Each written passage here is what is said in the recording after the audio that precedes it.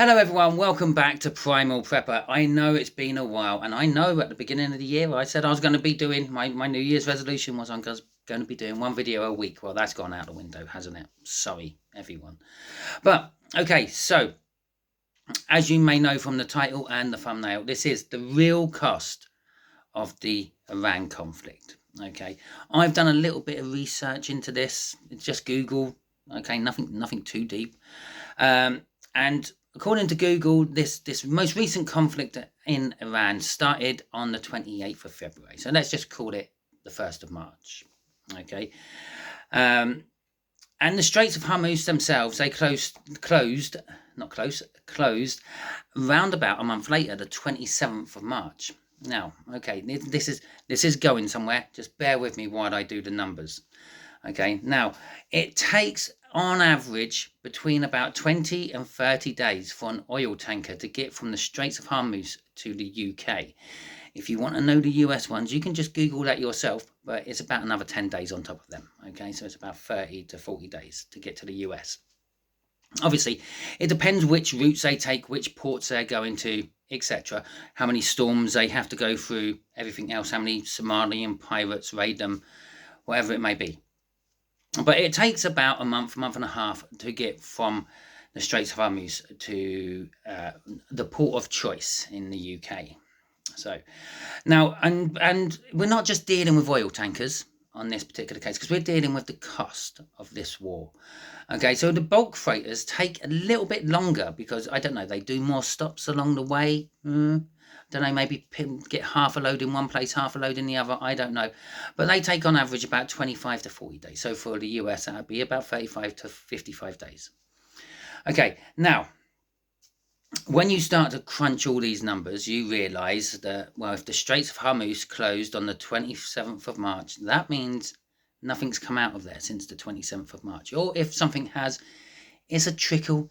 You can count them on one hand of boats have come out of there. Our last oil delivery, going by these numbers, was somewhere in the region of about the 24th of April. Okay, now don't panic too much. Yeah, you haven't noticed too much. The prices have gradually crept up, maybe a little jump here and there. But that's because we're now hitting our strategic reserves. Okay, the government hoard, for want of a better word, oil and other things, okay, what it needs to keep the country running. But the problem is that's not being topped back up. We're not getting new deliveries. It's not being topped back up. And we can say, for argument's sake, the government is never going to tell us the actual real amounts of how much they hold or anything like that. One, to keep panic down. Two, to keep foreign interests in the dark and confused. So we've been going now for at least a month without any new oil, petrol, diesel, paraffin, fuel of any descriptions, and some of the other stuff, the bulk freighters, okay, which come from the Middle East, have not been coming through. And you might be saying, well, how does the bulk freighters affect me? Well, we'll get on to that in a little while, but just for now, let's just say the bulk freighters carry things like aluminium, steel, raw metals, fertilizers, other various different gases, hydrogen gas, things like that, carbon dioxide gas, CO2, yeah, goes in your fizzy drinks. This is how it's going to affect you. But we're talking about the real price, the real costs. We're not even seeing the tip of the iceberg yet. Okay, we're seeing the iceberg. And that's it. Let's put it that way. The iceberg has been gradually coming towards the ship of your country of your choice, yeah, and it's going to hit soon, and it's going to hit with all that 90% of iceberg which you can't see under the water. Okay, if you don't know about icebergs, you only ever see about 10% of the iceberg. That's what's floating. Okay, because of the buoyancy of salt water and fresh water, icebergs generally being made out of fresh water means that they float on the sea, and you only ever see about 10% of that. Okay, it's a bit like you in the sea. You float in the sea, you float above the water more than if you were floating in your swimming pool, because the water's more dense, it's more buoyant, it holds you up better. And you're made of fresh water, it's made of salt water. There you go. Same sort of thing. So we have this huge big iceberg coming. Now the governments aren't really saying anything about this. Why would they? Their remit is to keep the country running at the status quo. Okay, it doesn't matter what person. I had to stop myself from saying another word there beginning with N and ending in Ron. But it doesn't matter what person you have running the country. They're all running on the same remit. We have to keep the status quo. We can't have the people panicking. Why can't we? Why can't they have the sheep panicking? Because when the sheep panic, they don't work. If they don't work, they don't make things. Country can't sell things. Country can't claim tax because people aren't getting paid because people aren't working. Okay, I try to strip everything down to the basics. There's the basics of it. That's why they try to keep us calm all the time. Now, I'm not diving into conspiracy theories here of how governments keep us calm, shit they might put in the water, stuff they might spray in the air. Don't care. Don't care about that. The net result is they have to keep us calm. They haven't told us how much oil we have left in reserve. They haven't told us when we're going to run out. We will know when it's getting close because they will start rationing things. Okay? They will put special powers into place which says you can only have 5 litres per week of diesel fuel. So where does the real cost come on this? The real cost comes probably about 5 months from now. We're now at the end of March, near the beginning of June. 4 or 5 months from now, harvest time. Okay, September, October time. This will be coming about. Why would it be coming about there? Well, because certain countries in the Middle East are now some of the world's biggest suppliers of fertilizer. These fertilizers are some of the byproducts which are made from other stuff they're doing. Yeah, it doesn't matter if it's a byproduct or if that's their main product. The problem is they can't get it out of their country in bulk because the Straits of Hormuz are closed, mined, patrolled, whatever. Doesn't matter what side's doing it, our stuff can't come out. Okay, so the poor old farmers here, they're getting hit so many different ways. They're getting hit. Fertilizer prices have gone up. They already took a huge knock on fertilizer prices a couple of years back because one of the biggest suppliers and closest suppliers to Europe for fertilizer was the Ukraine, and they've been struggling producing their fertilizer because, well, Russia has taken a massive interest in that country and is interfering one way or another. Okay, so they're paying extra money for fertilizer. They're paying extra money for fuel because fuel's gone up because of this crisis, and fuel's only going to keep going up because of this crisis. Okay, so that's the second thing. Second thing they've taken a knock on. Third thing, the climate. We have had one of the driest, if not the driest, April on record in the UK.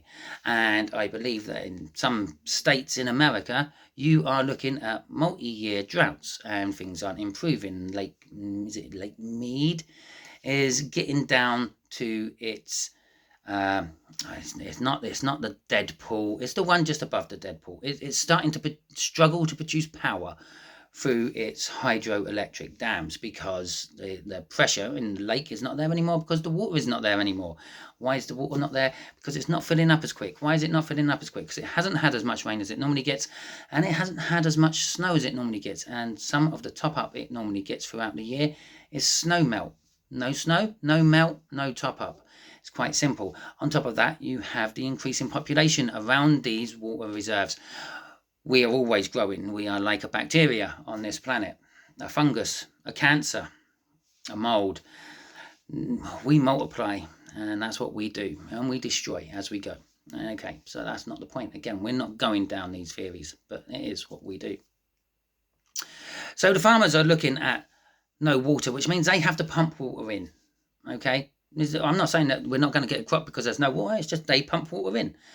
They pump water in from other reservoirs. They buy from other farmers because some farmers have their own reservoirs, and then they're buying off other farmers to water their own crops. So, yeah, all these prices are all adding up. Where are we going to see this price increase? We are going to see this price increase in next year's crop. Now, I'm a little bit in, or not next year's crop, this year's crop, I should say. I'm a little bit in the farming circles. I have privies to information a lot of general people don't get privies to. Like, for instance, don't know if I should be saying this because there's little competitions within farmers within our country, but the Norfolk farmers who deal with new fresh potatoes, are thinking about cropping their potatoes in the next, I'm going to say 3 weeks. Okay. And I may or may not be telling the truth there, but I'm going to say 3 weeks for now. So they're thinking of bringing in their first crop in 3 weeks' time. Okay, that crop won't be so bad. Crop won't have so much of the price increase on it because it would have had fertilizer from last year helping that one, and the fuel hasn't gone up stupid amounts yet, and it's not being rationed yet, so that's okay. Obviously, the farmers probably won't get nowhere near as rationed as everyone else because, well, food is quite an important thing to like the status quo of the country. Thus, they will probably get dispensations and things like that. But they still have to pay for their fuel. Where we will see it is when the main crops start coming out, which will be sort of like late August, September, early October. Okay, when the main crops will come out, and that will be because it's had this year's fertilizer prices added to the price.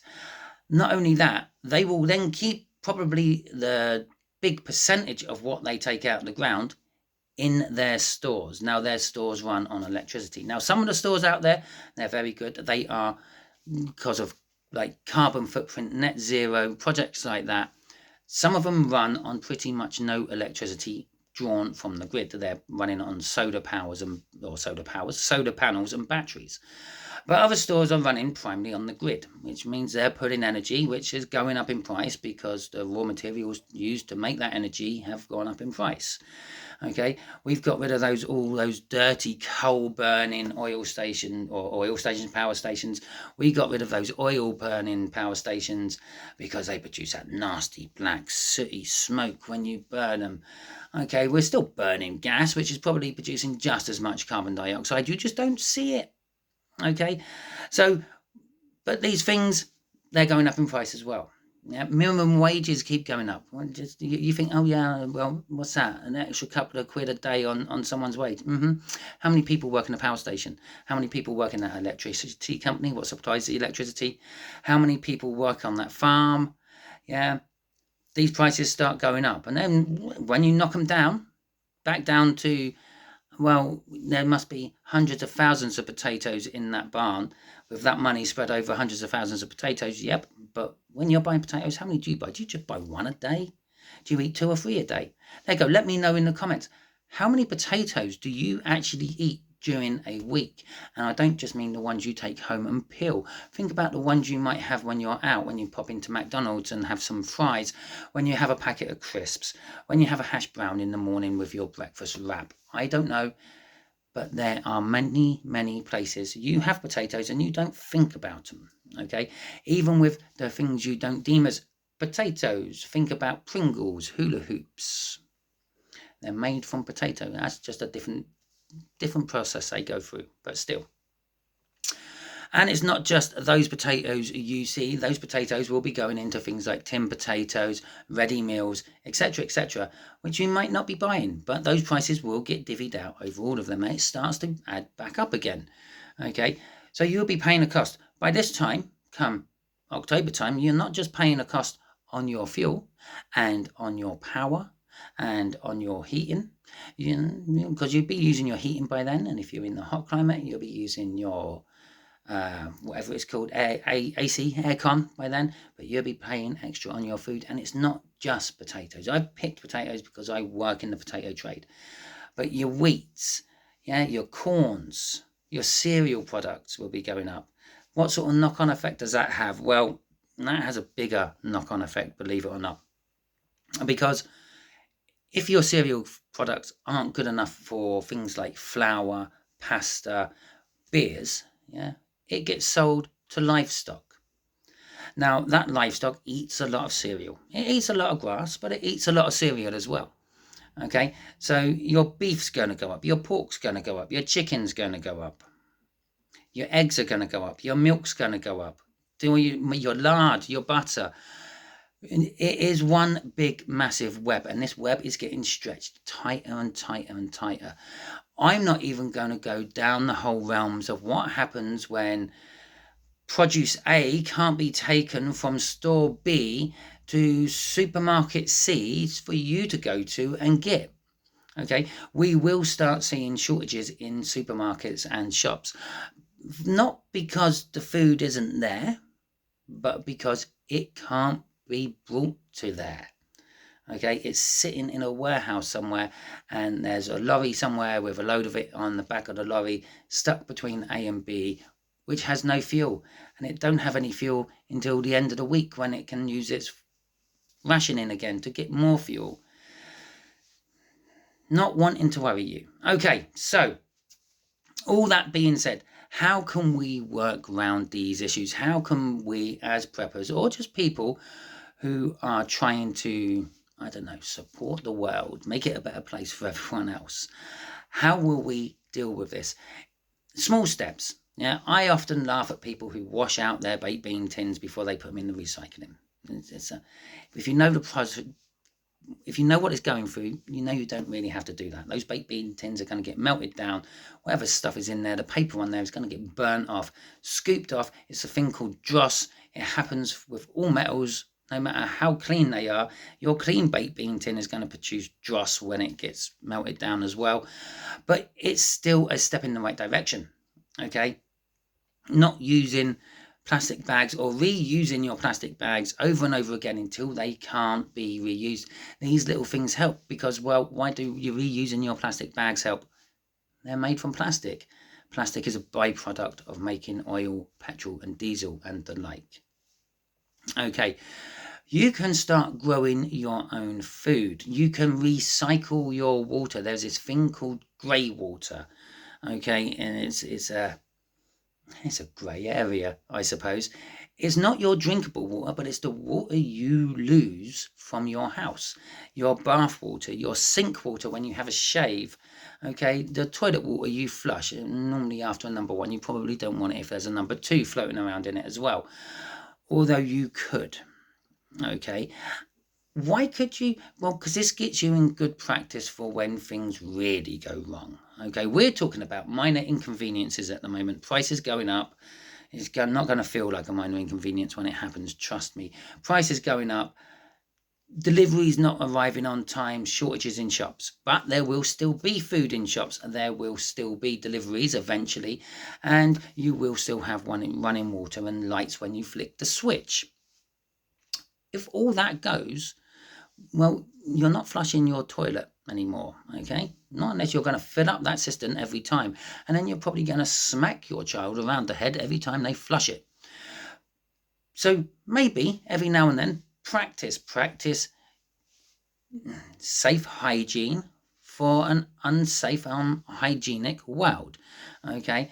Practice things like going to toilets in a bag, in a bucket, and see how uncomfortable that is before the end times hits, okay? Because then you can find something to put on top of your bucket, or maybe even look into one of those camping stores and go, that's the thing we need to make my bucket feel better, okay? Because at the end of the day, we still need comfort. If we end up being all miserable and upset and have a sore ass because we're crouching over a bucket, well, then your work output goes down, and when things have really hit the fan, that's an important thing. You have to keep your morale up, which brings us on to another thing you can do. This is food security. Not only can you grow your own foods, learn how to grow your own foods and things like that. And I will be doing a video soon talking about growing your own food and how to grow your own food. It's going to be aimed more at the newcomer, okay, the person who's never grown anything before in their life, a city dweller perhaps, someone who's now only just waking up to what will happen if, because that's what a lot of prepping is all about. What will happen if? It covers a huge range. It covers putting stuff on one side just in case you have a bad snowstorm during the winter, a little bit more on one side just in case you get made redundant, a little bit more on one side just in case something like what's currently happening is going through, and if it goes through to the extreme, that will lead on to the next big one, and then that next big one is probably the most likely huge doomsday event which will happen to our civilization. Okay, the one thing you all really need to learn when it comes to prepping and doomsday is learn to live without electricity, because most doomsday events is going to knock that out. It is probably the most fragile system we have in place. Okay, and in turn, it's probably the most heavily relied upon system we have in place. Just think, just get your mind to boggle over this for a second. How much power did it use for me to make this video and you to watch it? Now, I've got lights on behind me. I've got a light on in front of me. I've got the actual camera running at the moment, which maybe not using power directly, but will need charging up at some point. You're watching this on some form of device, and I reckon you probably have a light on somewhere in the house while you're watching this, and again, that takes power. We're not even talking about the power for this to sit in a cloud somewhere or a data center while it's waiting for you to come and watch it, because it's got to be stored somewhere. We don't think of it like that, but YouTube has a big data center somewhere with all the videos sitting in there. Okay, they'll all be gone with no power. Just think how much power we are using all the time. Now, as I said, steps to get around this. Let's try not to panic people. Okay? That made sense in my head. Let's try not to panic other people. Yeah? Shall we put it that way? Food. Go out when you're doing your shopping. If you do a weekly shop, yeah, and you literally only ever go to the shop once a week, pick yourself up maybe 5 tins of meat type stuff, be it spam, corned beef, tuna, tinned pilchards, tinned, I don't know, mackerel, tinned chicken, jars of hot dogs, whatever it may be. Pick up 5 to 7 tins of that. 5 or 7 tins of potatoes. Okay, 5 or 7 tins of veg on top of what you normally buy. If you can't afford that, because trust me, it's not as cheap as it used to be, just get 1 or 2 times it all. Yeah, pick up 1 tin of meat, 1 tin of potatoes, 1 tin of veg, maybe 1 tin of beans, maybe a dessert. Okay, why do I say these things? Because you could buy loads and loads of meat, you might not like it. Okay, after eating spam for 3 weeks, you might hate spam, and if that's all you've got, but if you've got potatoes to go with that, which you could throw in a frying pan perhaps, if you've got mixed veg from a tin, you can make a casserole, a curry. Okay, get some rice, get some pasta, help fill out on the carbs, things like that. Don't load your shopping basket. Don't go in there and pick up nothing but spam, tinned veg, soups, whatever, because other people will look at you and think, does he know something I don't know? Does she know something I don't know? And they will do it. This is why we had a toilet roll shortage during COVID. It was not the fact that there was a major shortage of any description. There was a sudden demand which stripped the shelves. The supermarkets don't have massive stores at the back where they can just quickly refill. They refill on a sort of daily or bi-daily process. Yeah, their tills, they scan things, their stock levels drop, and it reaches a certain point and it automatically flags up in a distribution warehouse where they will throw a box of toilet rolls onto the next lorry going out to that particular store. That's how it works. Okay, the just-in-time supply chain, which is absolutely fantastic when it's working and there is no problems anywhere. We saw problems with it during COVID. Okay, so don't overload with things. If you are lucky enough to go past a store every day to and from work, whatever it may be, stop in every day. Pick up a few bits every day. Yeah, pick up a few bits when you have the extra money. I tend to do a lot of my shopping in a local store because I believe in building up community that way. I go in there, they know me, I know them. What is the main reason for this? Because if the shit does really hit the fan, yeah, they know me. I could go there, tap on their door, they will look and go, oh yeah, it's Simon. Open the door, let me in, say, what do you want? And I was, I could really do with some toilet rolls because I didn't I didn't prepare to have any. Okay. Oh yeah. Tills don't work. We've got no power. That's okay. I've got cash. Bang. There you go. There's another one. Have cash out. Because if the power goes out, you can't get your cash. You can't pay for cash on your phone or your card. It won't work. It relies on power. Have cash ready. Doesn't have to be masses and masses of cash. Ideally, do it in small nominations. Low ones, fives, tens. No one's going to want to sit there, break a 50 or 100. Okay? Well, I don't think we have £100 notes over here, but we do have 50s. So no one's going to want to break that. So if you can do that for them in advance, do that for them in advance. Yeah, so that is that. Don't overdo it. Do it slowly, do it gradually. Build things up. The other advantage of doing it slowly and doing it gradually is the timing on these things you have in your stores. Okay, these things I've been telling you to buy are shelf-stable tins of things. Okay, now if you buy 20 tins of, let's just say, ham, for example, I will stop saying spam because I'm not sponsored by spam and I'm not affiliated with spam. Unless spam is watching this and they want to give me an affiliation or a sponsorship deal, get in touch with me. Emails in the description. But tinned ham, tinned chicken, whatever it may be, and you buy it all on the same day, all from the same batch, they all go out of date at the same time. Now, if you buy 1 or 2 tins every week, you've got 1 or 2 tins which go out in, let's say, 2 years. But then the week after that, you've got another 2 what go out, and a week after that, you've got another 2 that go out.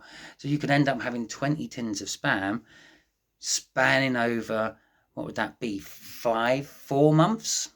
Yeah, something like that. 2 tins a week, 4 months of period of best before. And bear in mind, these things don't always work out. Their best before on the tin is a guideline.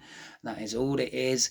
Yes, it should be good at least up until that date, but if those tins are kept in bad conditions, if they get wet, if they start to rust, if they get damaged, they can let in bacteria, oxygen, start to mold, start to go wrong, give you botulism, kill you, etc.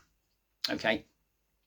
So there you go, things like that. And it's not just food you have to worry about. Water, I wouldn't worry too much about water. Just be water aware. Okay, you see, if you're new to prepping, okay, there I've done one about water. Get yourself some sort of cleaning solution. Okay, purification tablets, straws. You can get life straws, I think they're called. Look into these things, buy filters and stuff, because water, especially in England, is actually abundant everywhere. All you have to do is look for it. Yeah, and you also have that grey water again. I was talking about your bath water. You can filter that, okay? You can strain it, you can filter it, you can use it on your plants, yeah? But you could also filter it, put it through proper cleaning filters, and it will be good enough for you to drink again, okay? It won't be good enough to drink according to the government standards, but if the shit's hit the fan, who cares about the government standards, okay? Think about alternative places you can get food as well. Now, obviously, your storage is limited. I have a small freezer. I can't keep lots and lots of meat in one go. But I might know someone who has a big freezer and has lots of space in it. I could store some of my meat there. Maybe you have a freezer at work, which is seldomly used. You could store some of your stuff there. Maybe you have a kitchen at work. You could store some of your shelf-stable stuff there. Maybe you could hide some rice away from there. You might be at work when all this stuff goes down. You might get stuck there. Okay, wouldn't you be really happy if you've left 2 weeks worth of food dotted around in various cupboards at work if you end up getting stuck there when everything happens. Wouldn't that be good? But a lot of food stores where it lives. Okay, potatoes can stay in the ground. I believe before potato farmers actually had big barns to put their potatoes in, big air-conditioned barns. Climate-controlled barns is what I deal with. So before they had these climate-controlled barns, what they used to do was make piles of potatoes on the side of the field, put straw over it, put soil over it, put straw over it, protect them from the frost. And they'd sit there. And the potato thinks it's in the ground. It's going to sit there until springtime, until the temperatures warm up, until it thinks, oh, it's time to start growing. Yeah, you go to your pile of potatoes once a week, put off some of the mud, put off some of the straw, put out some of your potatoes, replace the straw, replace the mud, replace the straw, replace the mud if you want again. Whatever, okay? Go old-fashioned. It worked back then. It must have worked back then because we had potatoes back then, okay? We had groceries back then. We had greengrocers. Not supermarkets, greengrocers, specialised shops what just dealt with veg. Yeah. Now, a lot of veg or a lot of fruit will sit on the vine or the tree for a while before it decides it's time to go. Bear in mind, fruits are designed to drop off the tree and make new trees. They will rot on the tree, but they will last a little while on the tree, just as long as they last in your kitchen cupboard. Okay, talk to farmers, find out about the closest farm to you. There you go. There's your homework for this one. Google closest farm to me, and then start a conversation with your farmer for anything. Okay, if they farm wheat, talk to them, and then find out where their wheat goes to. Talk to the baker. Talk to the livestock owner. Yeah, say to the livestock owner, how much would it cost to have half one of these cows when they go? Yeah. And the livestock owner will go, oh, X amount. And then they will get one brought back. They will say to the abattoir, yeah, bring one, bring like, butcher me up one, bring it all back here. And that'll be my meat for the month, the year, the week, whatever. Yeah. They might have a huge cold store, which can store 2 or 3 halves of cows, maybe even more. You can store your meat there. It's your most local farm. It's not too far away for you to go. Okay, it is just a lot of common sense. And the problem is this little thing you're actually watching me on, this technology. Yeah, technology has driven common sense out of people. It's stopped us from thinking. It's made our lives easier. Apparently, I personally don't think so. I tend to get really stressed out while trying to deal with technology. I'll probably end up getting stressed out uploading this video, but it's meant to make life easier and people start to rely on it. Okay, people don't look in books anymore to find out how long it takes for a boat to travel from the Straits of Hormuz to the country of their choice. They just Google it. They ask some AI. Okay, which brings us on to a whole nother topic, which will be a whole nother video, which will be what I see as the real threat of AI to humanity. And it is not going to be a takeover of such. I'll just leave that little Easter egg with you. That will be one of my up and coming videos soon. My other up and coming video, as I said near the beginning, is talking about gardening for beginners. And it'll be the first crop you should try growing. It is probably the most easiest crop. And for timing wise, even if you don't even know what season you're in, you don't have to for this particular crop. All you have to do is watch a farmer.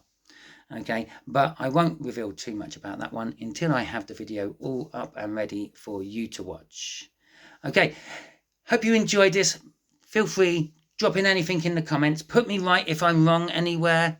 I don't mind. That's what real life is all about. None of this snowflake stuff, what a lot of people worry about at the moment. If you want to call me any names, feel free, drop that in the comments as well. I don't mind. Okay, if you have any criticisms about me, hit the thumbs down. That's absolutely fine. I don't mind. I'm just trying to get my message out there to you all. Okay, if you like this, feel free, give it a thumbs up. Let me know you like this.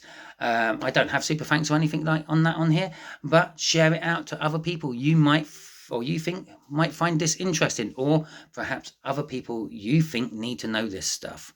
Okay, at the end of the day, probably the most overlooked thing preppers can prep with, prep for, store up, put on one side is community.